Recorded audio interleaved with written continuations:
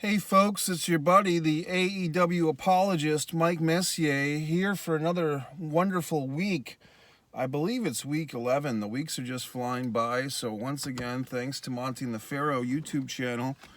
But most of all, thanks to AEW for another great week of wrestling. Now, I've been seeing this going on quite a bit.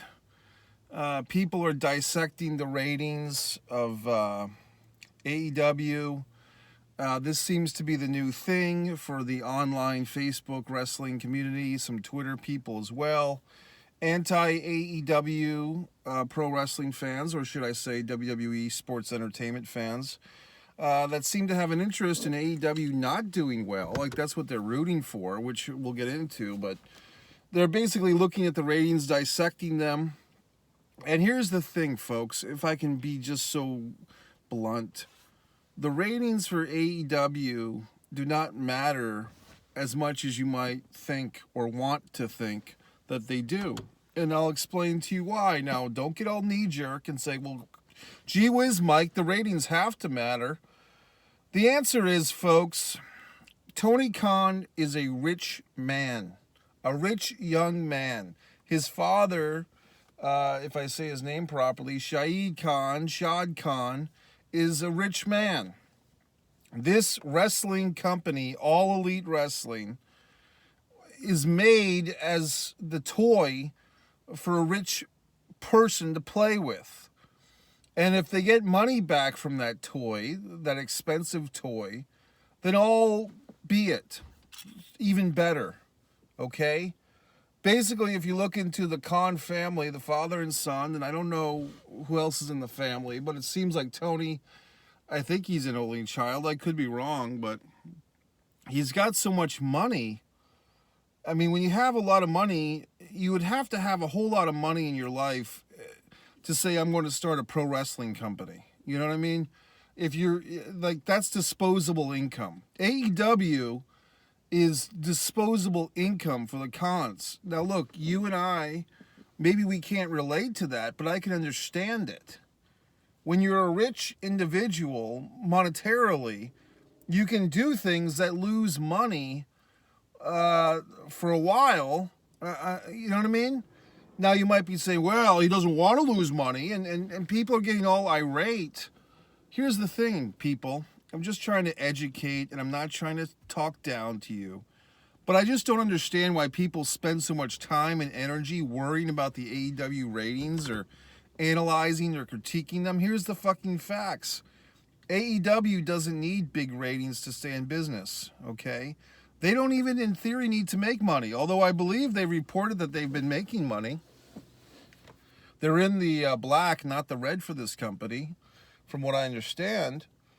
But the reasons, this is Tony's passion project. And you might be saying, well, shouldn't the Jaguars be a passion project? Shouldn't the soccer team be a passion project?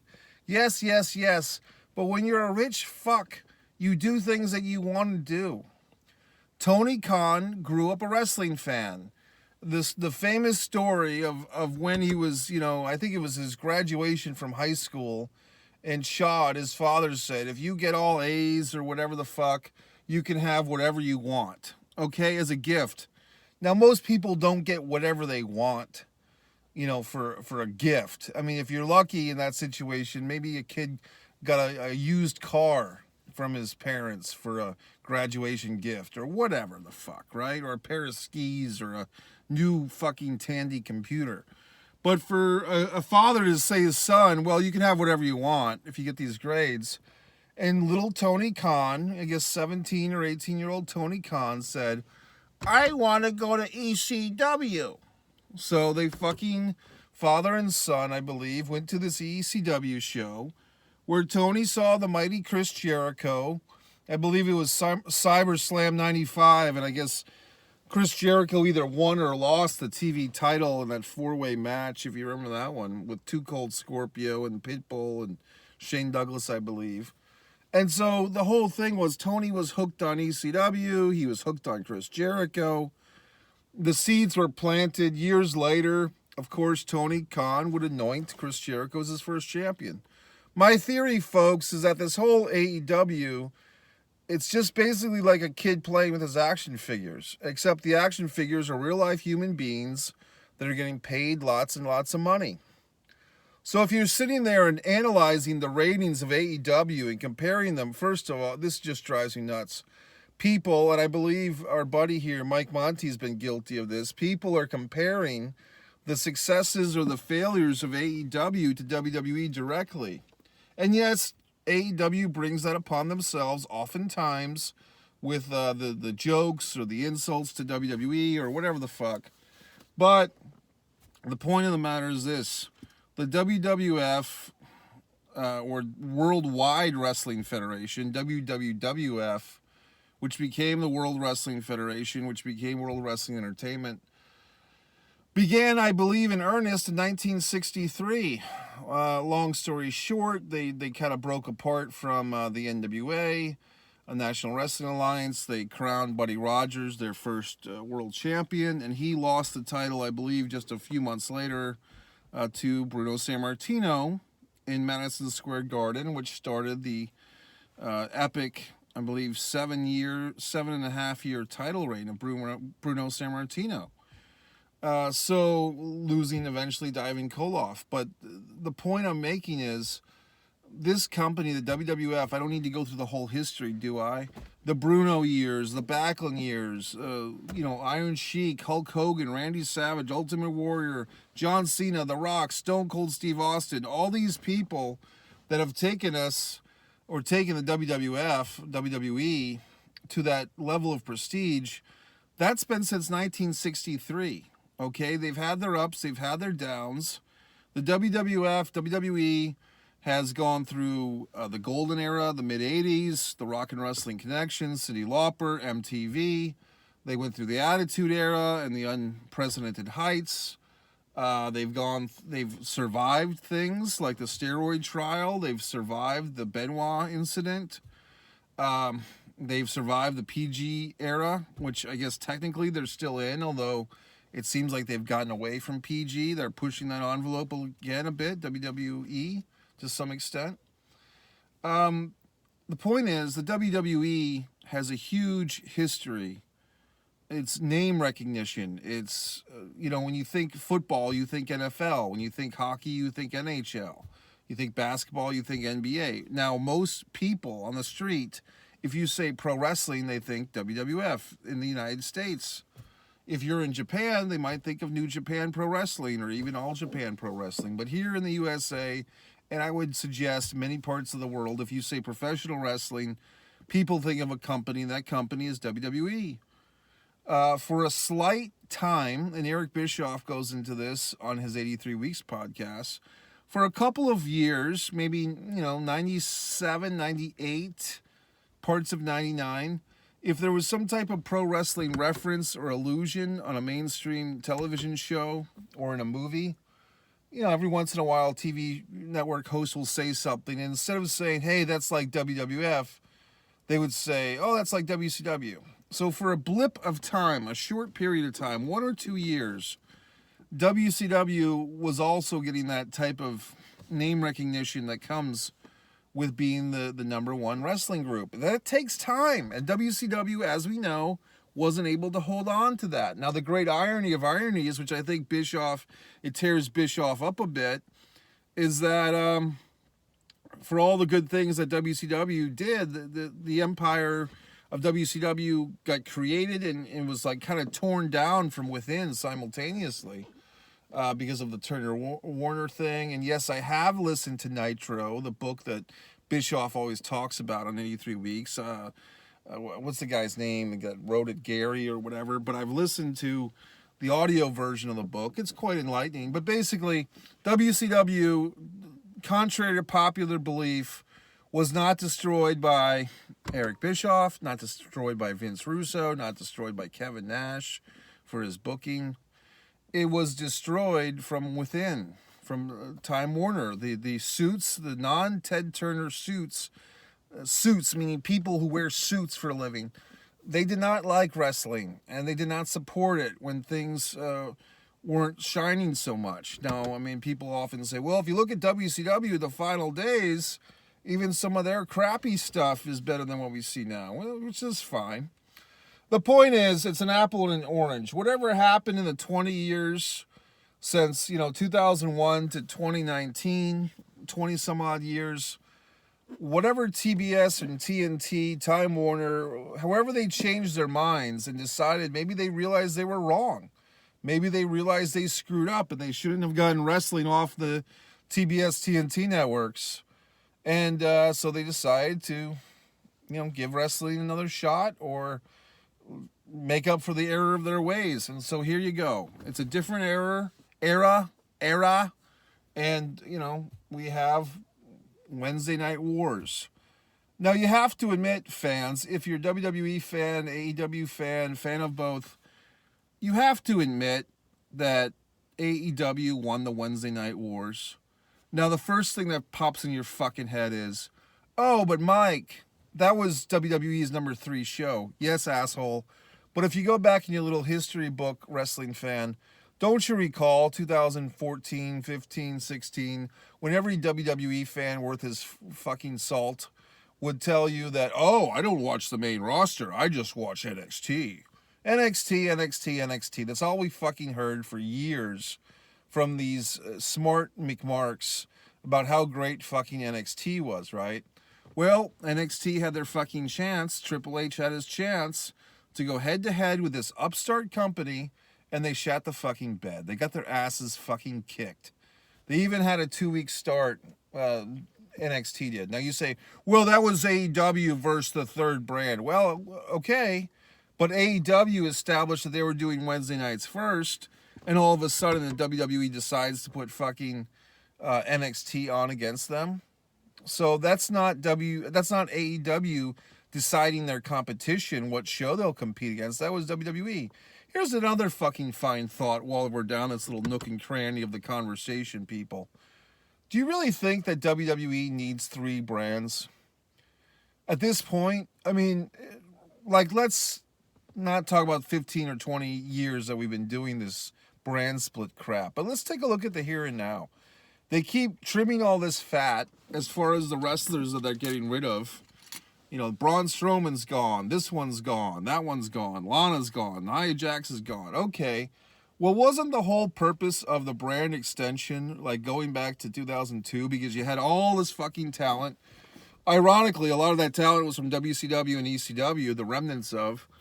But now that we're here, 2021, late 2021, pulling up on 2022, and during the pandemic era of wrestling, the empty arena era of wrestling in 2020 and 2021, we saw that all these wrestlers that were all, WWE people, were all in Full Sail University. They all just cross-promoted all the fucking time. So, and I think people get frustrated, fans, because you're doing these drafts, you're doing these fucking drafts every 6 months or every year, and they really seem to mean nothing. You know what I mean? And this whole lie of, this Survivor Series is the one night a year these wrestlers from competing brands wrestle each other, and then that never is the case. That's not true. I think this past year people were saying that a week later, SmackDown and Raw people are wrestling each other. And who the fuck knows what's going on with NXT? I mean, everybody was jerking a circle over fucking Braun Strowman, fucking Scott Steiner's nephew, and Rick Steiner's son. But now it's just become a silly show. I mean, I said that I think 2 or 3 weeks ago, that why would you want to watch what's called the Saturday Night Live of professional wrestling? It's not interesting. I mean, the wrestlers, I'm sorry, but wrestlers are good at wrestling. And as much as you want to call these people sports entertainers, I'm sorry, they're just not that good. I mean, you can't compare these NXT wrestlers doing their little skits on fucking NXT to Saturday Night Live. You just can't. I mean, you can, but you'd be a fucking idiot to think that the NXT people are more humorous or funny or witty, especially with the god-awful writing they have. It's just not that entertaining, let's be honest. I mean, the best thing about NXT, let's be honest, is some of these women are attractive. I think Indy Hartwell's attractive. I mean, Mandy Rose. I know plenty of you guys are circling a jerk about her. And her little friends in the toxic group, they're all attractive. Yes, I get it. Big boobs, great. But the point of the matter is this, folks. To me, and this is where opinions come into it, my stomach is soured on WWE, okay? So I enjoy this alternative of AEW. I enjoy it. Do I have to sit there and worry about how many other assholes in the world are enjoying the wrestling that I enjoy? Guess what? I don't.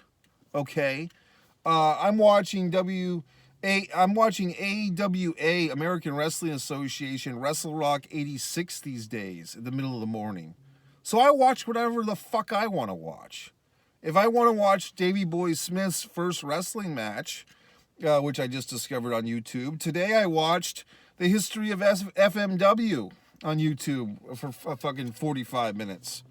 I don't need other assholes to tell me that I should or shouldn't be watching some goddamn wrestling show because a million other fucks did or didn't. I don't give a fuck.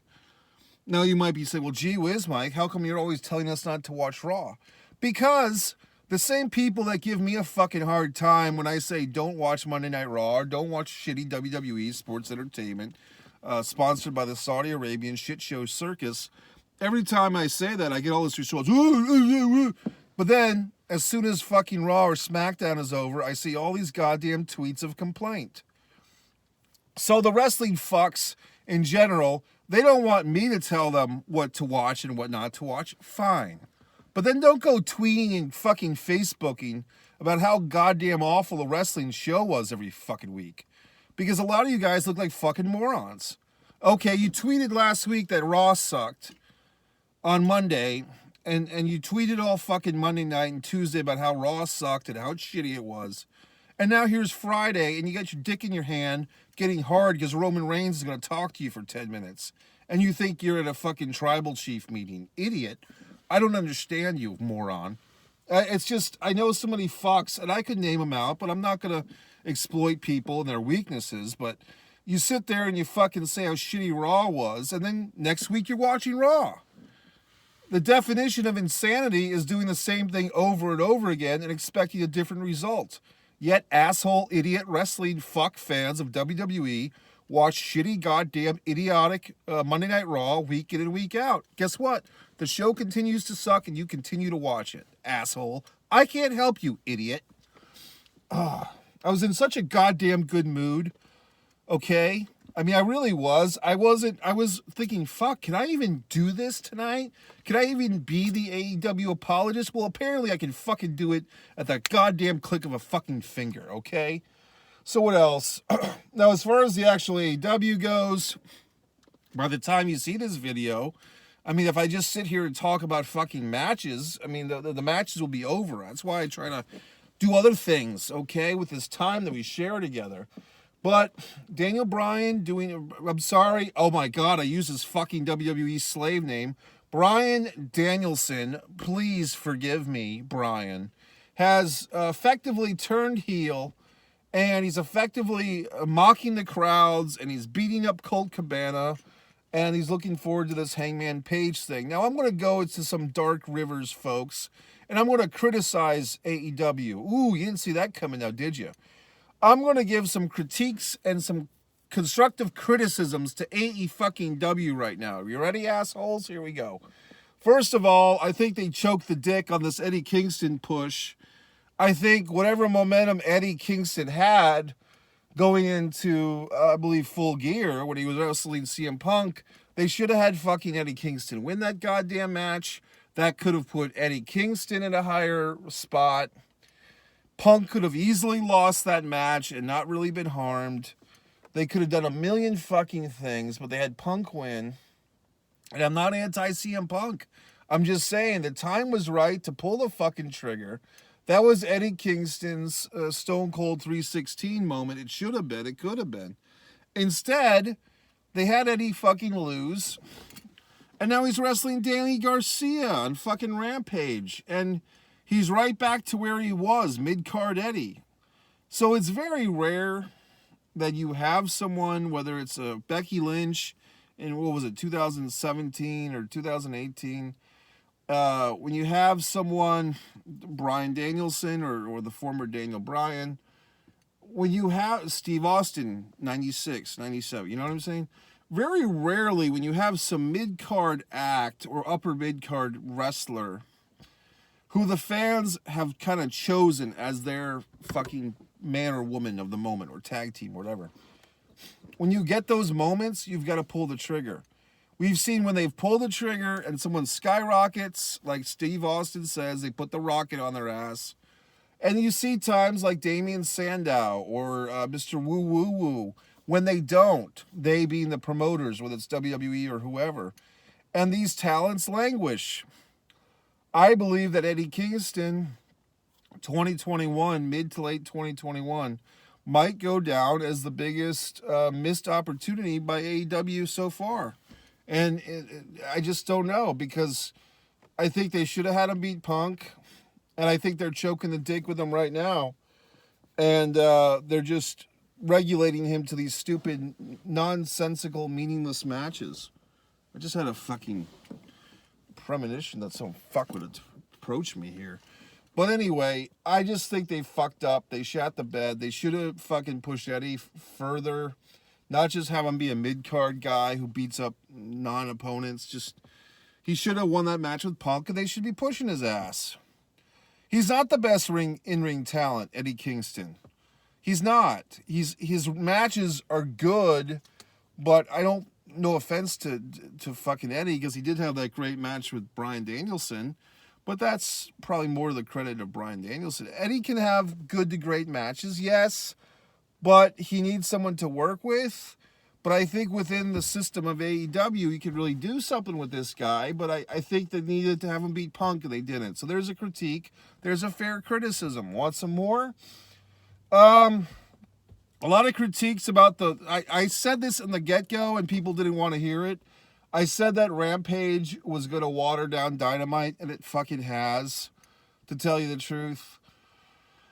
You're getting a lot of mid-card fodder, and yes, some of these wrestlers are good, like the Top Flight guy joining Team Taz, and you have, like I said, this Danny Garcia in 2.0. I mean, they don't look like much. They look like shrubs on a fucking Christmas tree lawn. Like they're like the fucking shrubs that nobody buys because they're shrubs compared to Christmas trees. But they're good in-ring workers. But I mean, are they getting these ratings that you fans think that AEW needs? Now you might be saying, well, gee whiz, Mike, how come AEW doesn't need these great ratings, but WWE does? Why are you saying that? Well, maybe they don't either. I mean, they've signed their big fucking contracts with the networks and the Saudi Arabians, and it seems like who really would like the better networks, the better ratings, are the USA Network and Fox. But now, I mean, I think what we'll see with that, folks, is what will happen when contract time comes up. The other thing, as we know, is for the last 6 or 7 months, we've all been debating, is the WWE up for sale? Are they trying to sell? Is that why this Nick Khan guy is getting rid of all these wrestlers? Are they trying to sell the WWE to someone? At one point, there was an article a couple of years ago, I don't know if this is valid or not, that in these Saudi Arabian deals with the WWE, Saudi Arabia, like the country, actually has first buying rights to WWE if it ever goes on sale. I don't know if that's true. Google it. You can find the article that I've read a few times. I still don't know if it's accurate. But it's all very interesting. Here's the other thing. You ready? At some point, and this, I guess I care more about the pro wrestling fans than they care about themselves oftentimes. Or I care more about the pro wrestling fans than I do about pro wrestling. Because I, as a pro wrestling fan, I know what it's like to be a pro wrestling fan. I'm wearing a goddamn Bully Ray t-shirt right now, for Christ's sake. The point is, you have to start valuing your own time, your own creative energy, your own interests beyond pro wrestling. You have to start catering to that. Now, maybe I'm speaking at a level to intellects that only share my rarefied air of intellect. That's probably accurate. I mean, I'm sure there's many pro wrestling fans that just quite simply put, I mean, I'm not trying to be rude here, but simply put, don't have the intellectual capacity or intelligence or creativity or the life opportunities that I do. And for that, I guess I'm not speaking to you fine folks right now. But for those of you that are kind of in the rarefied Mike Messier air of intellectualism and creativity and talent, for those of you that share that cloud with me in the intellectual heavens, we have to kind of, value our own time a little bit more. When we spend hour upon hour watching wrestling, and this is where maybe my disconnect comes in with the rest of you fans, because I'd like to think that others out there watching me and paying attention to what I've said, that you also share in my higher intelligence and opportunities and contributions, potential contributions to society. But perhaps that's a false assumption on my part. Perhaps many of you don't have those opportunities or those capacities or those creativities. So when you hear me speak in such a way that you're wasting your time watching bad sports entertainment, for you, it's not a waste of time because you're naturally a consumer. So that's like me telling a horse not to eat hay. The horse is going to eat hay, and the sports entertainment fan is going to watch sports entertainment. So eat your hay. I guess that's the lesson to me. I can't expect others to be as intelligent as I am. And I feel bad because I'd like for people to have that higher position in life, that higher residue. But unfortunately, a lot of you don't share that. So it comes across that I'm talking down to you. I'm really not trying to do that. I'm trying to lift you up and give you permission to be intelligent and give you permission to be enlightened and permission to enjoy the opera and things of that nature. A good chess game, perhaps a cappuccino, a game of backgammon. But unfortunately, you want to watch you want to watch Roman Reigns, call himself a tribal chief, and his drunk cousins come into the ring and interfere on all his matches. And you want to think about why isn't Cesaro getting pushed, and you want to think about how silly Vince McMahon's egg is. I mean, that's where you're at in life.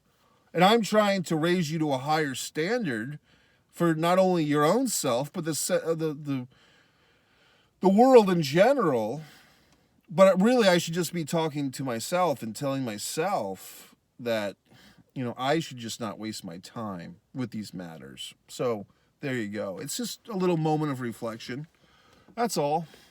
Just trying to help. So where do we go? Where do we go now? Where do we go?